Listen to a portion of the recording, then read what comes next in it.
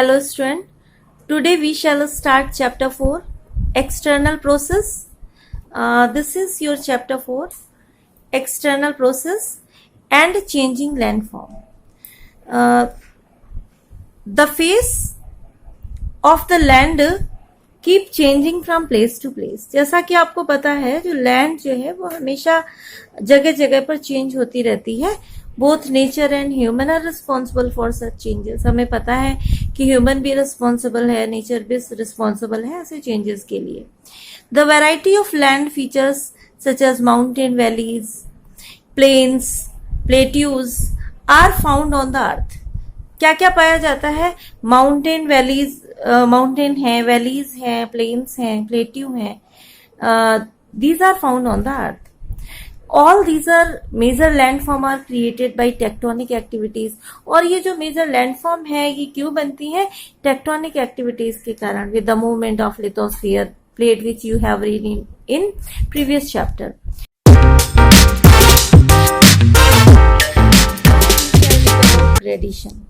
Gradation involves the two process of degradation and aggradation.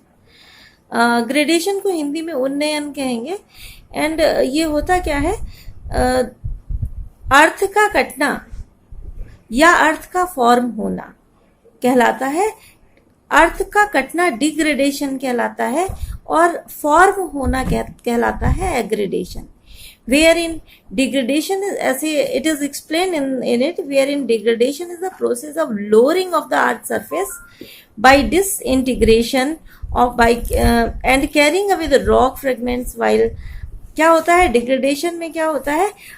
जो process है lowering of the earth surface, earth surface जो है उसका कम होना कहलाता है degradation. And aggradation is the process by which the various land surface are formed by disposition and accumulation of rock fragments.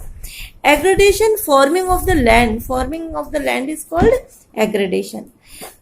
There are the major agents of degradation that impact the surface of the earth are discussed below. कुछ agent हैं gradation के that we can describe below. First is most important, weathering. What is weathering? Weathering means the process of decay and breaking up the rock into smaller particles due to atmospheric condition in places. Weathering means process of decay and breaking up the rocks का टूटना और rocks का destroy होना into smaller particle, ये कहलाता है weathering. There is no transportation in rock fragments through the agent of gradation. Gradation के कारण ट्रांसपोर्टेशन रॉक का नहीं होता, अपनी जगह पर ही उनका टूटना, that is called.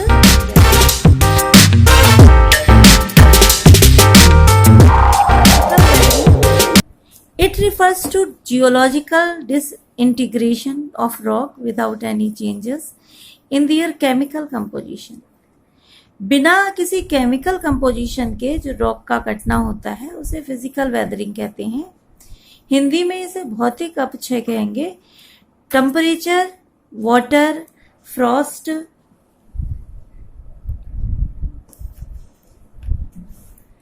are the two main factors which are responsible for physical weathering. ये टेम्परेचर, वाटर, फ्रॉस्ट ये मेन फैक्टर्स हैं जो रिस्पॉन्सिबल होते हैं फिजिकल वेदरिंग के लिए. For example waves crashing against the Rocky shore line. For example जैसे किसी समुद्र के किनारे पर एक बड़ा सा पत्थर है और वेव्स बार बार आकर उस पर टकरा रही है. कुछ सालों के बाद 50-100 साल में वो रॉक जो है it break into pieces. This is called physical weathering. Chemical weathering changes the mineral composition of the rock. Air and water are main agent of chemical weathering. इसमें एयर वाटर जो है वो मेन एजेंट होते हैं chemical weathering के. For example dissolve carbon dioxide in rain water. जैसे carbon dioxide जो है वो रेन वाटर में डिसॉल्व हो जाती है और in most air form carbon carbonic acid जो कि मोस्ट एयर में जो है फॉर्म करती है carbonic acid which react with mineral of the rock, जो रिएक्ट करते हैं रॉक के मिनरल के साथ। Caves are formed in this manner, और इस तरह से केव्स बनाए जाते हैं। वेदरिंग, बायोलॉजिकल वेदरिंग जिसे जैविक अपक्षय कहते हैं हिंदी में। Plants, trees and animals also contribute to the weathering. This weathering is contributed by plants, trees and animals. Roots of the trees may grow into the cracks of the rocks. जैसे देखा होगा rocks के cracks में कुछ trees grow हो जाते हैं they wanted nourishment. और seed of the tree may sprout in the soil. जो सीड्स होते हैं ट्री के वो स्प्राउट हो जाते हैं सॉइल में, that has collected in a cracked rock, जो कलेक्ट हो जाते हैं क्रैक्ड रॉक में, और जिसमें से जो है जिसके कारण वो धीरे धीरे वहां पर से ग्रो होते हैं और रॉक्स जो हैं वो ब्रेक होने लगती हैं। Burrowing animal and human beings also contribute this process. दफनाए हुए एनिमल्स होते हैं जो ह्यूमन बींग्स होते हैं ये भी कंट्रीब्यूट करते हैं इस प्रोसेस में। सो वेदरिंग के 3 प्रोसेस हैं, there are 3 process of weathering. First is physical weathering, second is chemical weathering and third is biological erosion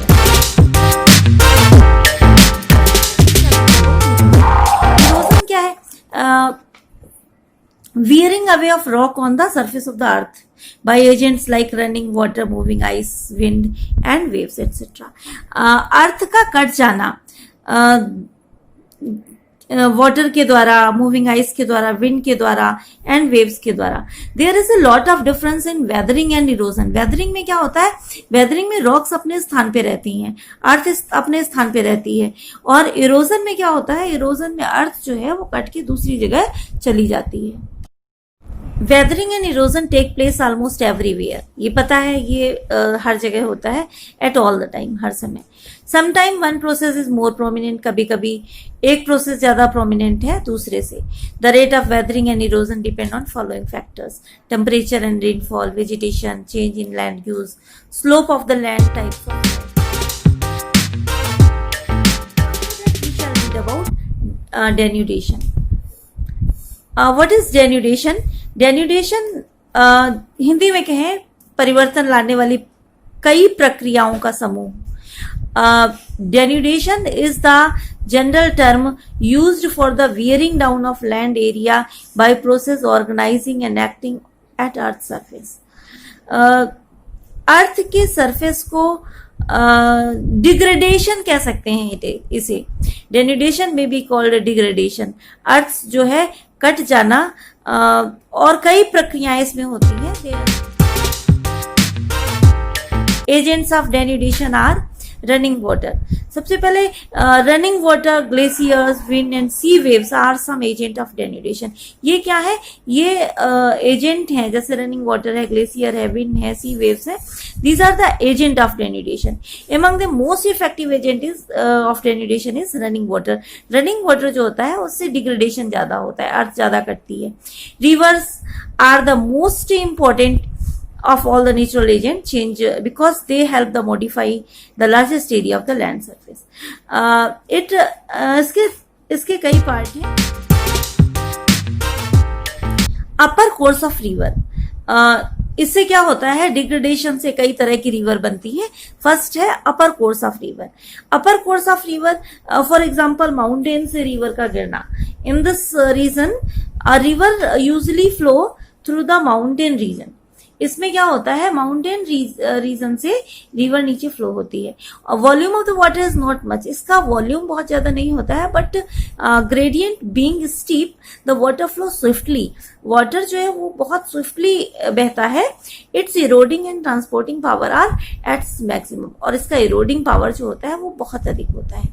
इससे क्या होता है? जॉर्ज और आई शेप वैली बनती है। When a river flow through the mountain reason, जब माउंटेन रीजन से कोई भी पानी नीचे गिरता है, made up hard rock with little rain. Hard rock पे और कम पानी एक जगह पे। Most of the energy of the river is spend in down cutting. तो जो इसके फोर्स से क्या होता है? जो लैंड इरोजन होता है, लैंड का ग्रेडेशन होता है वो ज्यादा, डिग्रेडेशन जो होता है वो ज्यादा होता है, रिजल्टिंग इन नैरो वैली। और इसका रिजल्ट क्या होता है, नैरो वैली बन जाती है, ऑलमोस्ट वर्टिकल वॉल्स। इसका एग्जांपल है Indus river, many tributaries of Ganga flow through deep gorge. After that we shall read about V shape valley. V shape valley क्या है, when river flow through mountain region made up relatively soft rock, जब soft rock के ऊपर गिरती है with plenty of rainfall, ज्यादा rainfall के साथ, द साइड और bank of the river are easily eroded. तो जो बैंक होता है रिवर का वो इजिली इरोडेड हो जाता है, कट जाता है। Widened by increasing in volume river water from time to time resulting in a V shape valley. इसमें क्या होता है, इसमें कटाव ज्यादा होता है जिससे रिवर जो है वी शेप में बन जाती है। आफ्टर दैट वाटरफॉल, वाटरफॉल में क्या होता है, वाटरफॉल में सीधे एक वर्टिकली वाटर नीचे गिरता है, जो वाटरफॉल माउंटेन से वर्टिकली पानी नीचे आ रहा है, दैट बिकम वाटरफॉल। अभी आपने पढ़ा वाटरफॉल के बारे में। वाटरफॉल जैसे माउंटेन से जब वर्टिकली वाटर गिरता है, that is called waterfall, and this is one of the best example of waterfall.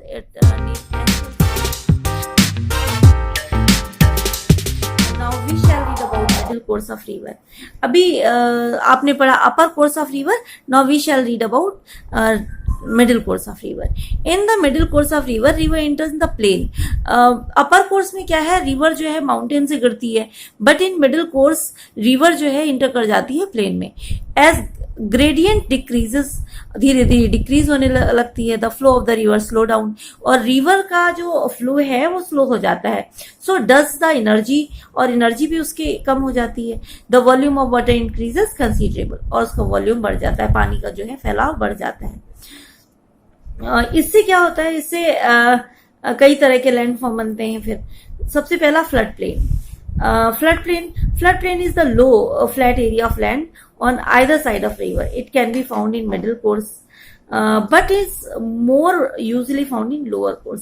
अभी जो अपर कोर्स ऑफ रिवर पढ़ा, अपर कोर्स ऑफ रिवर में आपने I shape valley, V shape valley and water shape. उससे क्या था, वाटर जब ऊपर से फ्लो होता है तो नीचे कट जाता है, जिससे वैली बन जाती है और वाटरफॉल बन जाता है। बट जब प्लेन में वाटर फ्लो होता है तो उसका फोर्स कम हो जाता है और वो कटाव ना करके ज्यादा फिर एक स्प्रेड हो जाता है पूरे में, एंड फिर फ्लड, जिससे कि फ्लड प्लेन बना। After that we shall read about meander. Meander में क्या है, मेंडर जिसे कहेंगे एस शेप में रिवर बहती हुई।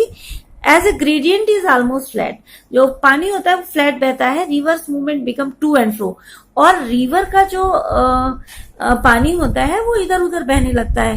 And it develops S shape meander, S shape में रिवर बन जाती है। Where such meander occurs, river can be described as meandering river, और जहां इस तरह की रिवर बनती है उन्हें हम क्या कहते हैं, meandering river. Oxbow lake, oxbow lake क्या होती है, जो मेंडरिंग रिवर्स होती हैं वो एक जगह, ये you can see in this picture, एक जगह अपना हेड जो उनका होता है घूमते हुए इस तरह से गोल आकृति बना लेती हैं। इस आकृति को कहते हैं ox shape lake, Oxbow Lake. An Oxbow Lake is produced when meander form almost a complete circle. जब एक complete circle जो meandering river होती है, complete circle बना लेती हैं with a narrow neck. और sometime this narrow neck is cut by the river as it flows straight. कभी कभी कट भी हो जाती है. That is called ox. We shall talk about lower course of river. You have read about upper course of river, then middle course of river, and last is lower course of river. In this part of its course, the river flow very slowly. For example, जैसे कि पानी आप अपने sir के ऊपर से डालते हो तो एक फोर्स में बहता है, उसके बाद जब वो प्लेन में बहने लगता है धीरे धीरे धीरे धीरे, और फिर कहीं पर जाकर के वो रुक जाता है. So this is the lower course of the river. It is so because the surface of the land is flat. यहाँ पे क्या होता है, सरफेस लैंड होता है and load the load it carries too much, और अपने साथ साथ बहुत सारे बीच में जो कण आते हैं, सेगमेंट्स आते हैं, वो साथ में बहाते हुए ले जाता है. When the river is in flood it's result in wide, जहां पर फ्लड होता है वहां वाइड स्प्रेड हो जाता है. Disposition of silt, alluvium which is exceedingly fertile. Due to this stoneless alluvial material, the river lowland of the world are areas of the great agriculture. और इससे जो है एरिया जो है किनारे का वो काफी एग्रीकल्चर प्रोडक्शन के लिए अच्छा हो जाता है. लोअर कोर्स ऑफ रिवर जो होती है, lower course of river delta बनाती है और मूविंग आइस बनाती है. डेल्टा क्या है? Delta is wetland when river emptied their water. जब रिवर जो है अपने पानी को खाली कर देती है, for example this is the river flowing and when it meets to the sea, this is the sea, it is the mouth of the sea and it has to meet with the sea. तो जब ये समुद्र से इसे मिलना होता है, ये बहुत स्लो हो जाती है और इसके सेगमेंट्स जो होते हैं जो लेके ये बहा के आती है वो इधर उधर गिरते जाते हैं. Then it divided into distributaries. कई तरह स्ट्रीम यहाँ पर बन जाती है. ये बीच का स्पेस जो होता है जहां पर खाली स्थान हो जाता है, that is called delta. And delta जो है बहुत ही प्रोडक्टिव होता है, बहुत अच्छी क्रॉप यहाँ पे ग्रो होती है. So this is written in your book.